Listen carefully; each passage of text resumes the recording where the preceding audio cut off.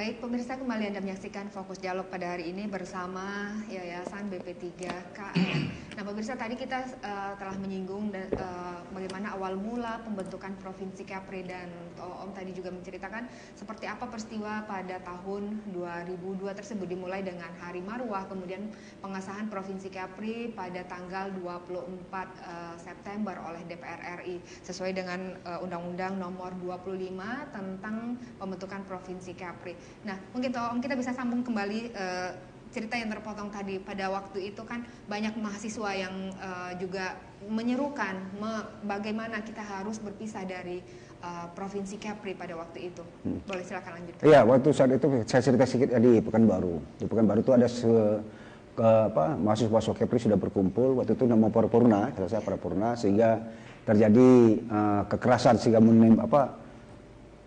anggota dan anggota DPR dipecah-pecahkan. Itu yang pertama. Terus yang kedua, Ajis memukul kaca sampai pecah. Terakhir saya telepon Bang Uzrin itu saat itu. Bang Uzrin nanya, ngapa macam gitu? Kan? Bang, ini Ajis memukul kaca. Sempat masuk ke Polsek Tapanuli Minang beberapa harian. Akhirnya mereka pulang. Itulah salah satu kejadian. Terus dicari anak-anak Gamari, nama Gamari, gabungan mahasiswa Riau itu, ya kelompok daripada yang tak setuju lah, tapi bukan anak Kepri. Tapi aku tak setuju. Sehingga mencari adik mahasiswa ini nak bikin keributan segala macam. Memang itu semua ada macam-macam lah. Nah, yang terakhir sampai tadi 2002 itu 15 Mei, kami 18 Mei.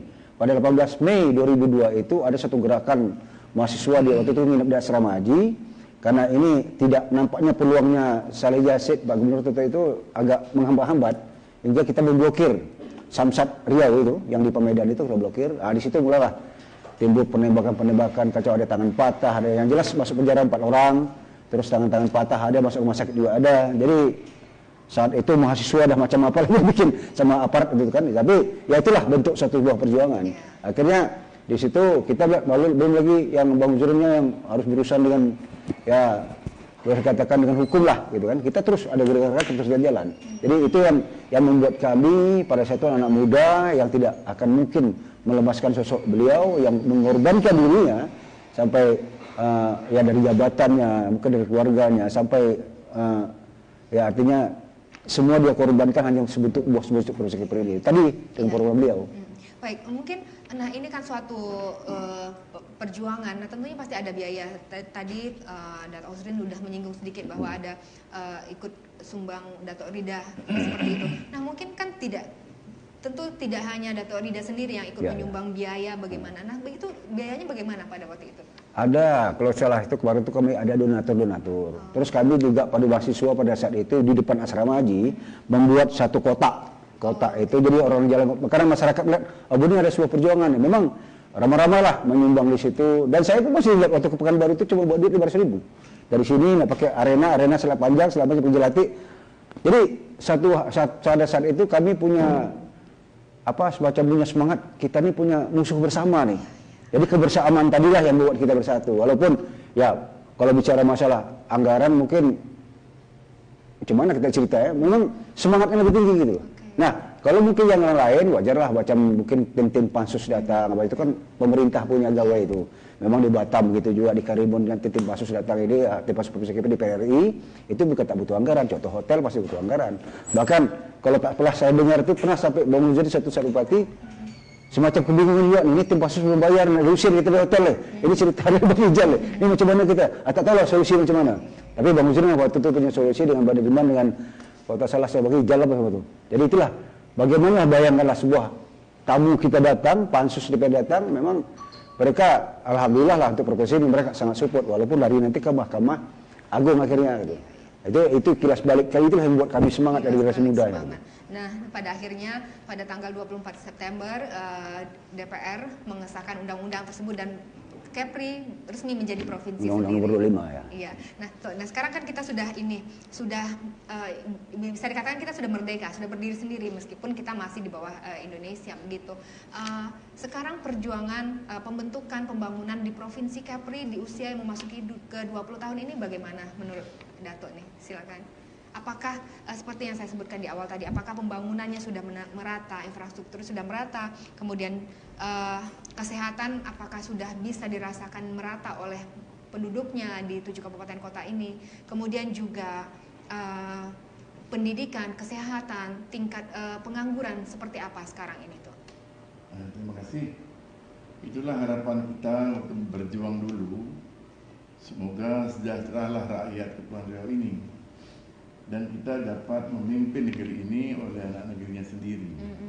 Dan melihat pada posisi silang, posisi provinsi ini begitu sangat strategis dengan Malaysia dan Singapura, Thailand, Vietnam, kemudian juga RRC, benua Australia. Saya kira anugerah Allah Subhanahu Wa Taala. Hari ini kita pada posisi yang cukup memprihatinkan. Pada awalnya memang pendiri pemimpin pembangunan negeri awal berusaha maksimal mungkin membangun pusat pemerintahan.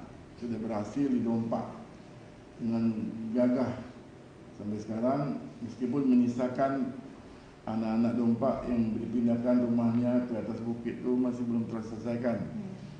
Dan juga kita kembali lagi membangun Kepulauan Riau ini dengan berbagai macam cara, kemudian juga dapat membentuk anak negeri menjadi pegawai negeri yang begitu banyak. Hanya pada saat sudah 20 tahun ini, kita setelah dihantam juga oleh cobaan Allah COVID-19 memang terpuruk.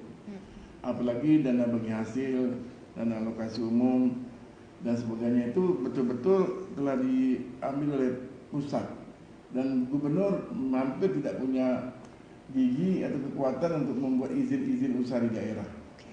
Dan kita juga melihat beberapa cobaan kita, pemimpin kita yang diberi semacam ujian. Dan hari ini di tangan Gubernur Ansar Ahmad ini pada posisi yang sangat memprihatinkan. Karena itu kami berharap, kita dulu mengharapkan minimal orang Kepulauan Riau ini dia punya makanan di rumahnya, dan itu mesti kita jamin dengan berbagai cara. Minimal kita bisa membantu mereka untuk mengadakan pengobatan yang maksimal. Mereka sakit kita bantu. Begitu juga pengangguran. Kita ini pada posisi negeri maritim, 96% laut. Kenapa kita tidak maksimalkan? Saya sudah berkeliling ke Natuna. Saya melihat orang-orang sedanau dengan kemampuan mereka memiliki bagan bilis itu, mereka makmur. Kemudian dia hanya bercerita masyarakatnya perlu beberapa perbaikan, contohnya nelayan-nelayan Tegal yang datang itu bagaimana kita berunding dengan mereka dengan aturan kita supaya mereka menjual ikannya ke daerah kita, sehingga kita bisa mengisi cold storage yang di Natuna kosong itu dan juga menghasilkan produksi-produksi lain. Tanjung Pinang dan Bintan tidak punya pelabuhan perikanan. Karena itu perlu pemerintah daerah kita ini untuk mulai mengoreksi diri. Dalam keadaan kita sama-sama susah ini, mari kita hidup bersama susah.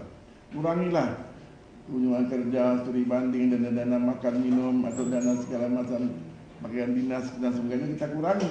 Kita pentingkanlah masyarakat itu. Sebab kalau tidak, sampai tahun depan kita tidak akan dapat membantu masyarakat. Dan sekarang ini menurut pengamat-pengamat dunia dan Indonesia, 50% rakyat Indonesia ini mereka memiliki lapar yang tersembunyi. Mereka makan cuma sekali. Maka Kepulauan Riau mesti buat tim mengecek kebenaran itu, dan kita bisa menikmatinya dengan cara yang mampu membantu yang tidak mampu. Karena itulah saya harapkan dengan momen 20 tahun ini, dengan segala program-program yang telah dibuat, saya melihat kalau yang permohonan, saya tanya Bupati Natuna, bagaimana orang membuat permohonan perikanan, permohonan pasir silika, permohonan mengelola industri maritim, banyak sekali. Begitu juga oleh NGS, tapi tidak jadi. Begitu juga bagaimana kondisi Lingga, mereka banyak menerima permohonan pembangunan, tidak juga jadi. Kita punya KEK di Bintan, punya FTZ di Karimun dan Bintan, Lagwe, kemudian punya BP Batam.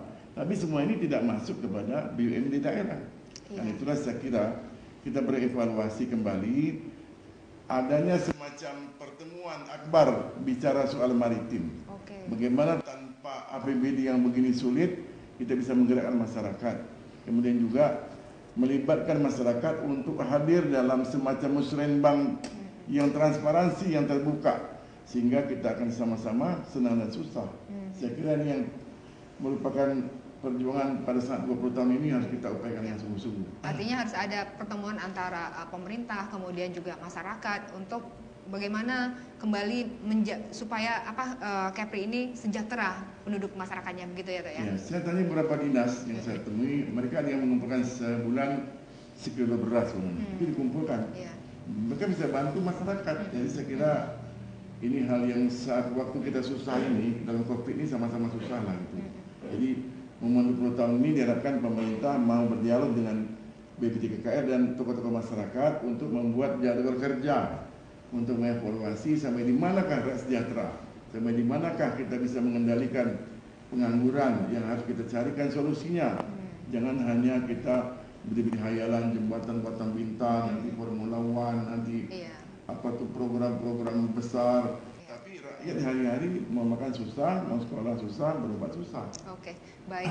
Artinya pada saat sekarang 20 tahun ini sudah saatnya kita mengisi, bukan membangun lagi, tapi menjalankan program-program yang telah disusun sebelumnya, begitu ya Toh ya? Hanya saya harapkan mungkin kesalahan kami sejak awal, negeri ini diberi tema berpancakan amanah bersama marwah.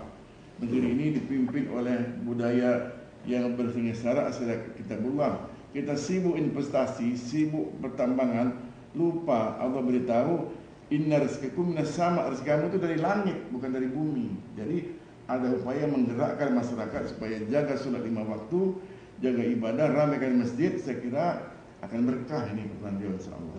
Baik, terima kasih Toh. Nah pemirsa, kami masih mengundang Anda untuk ikut berpartisipasi di media sosial Facebook Tanjung Pinang TV. Anda bisa menyampaikan pertanyaan, pandangan, pendapat bagaimana pembangunan Provinsi Kepri ke depannya. Pemirsa, perbincangan masih akan kami lanjutkan. Tetap saksikan Fokus Dialog hanya di Tanjung Pinang TV. Kami kembali sesaat lagi.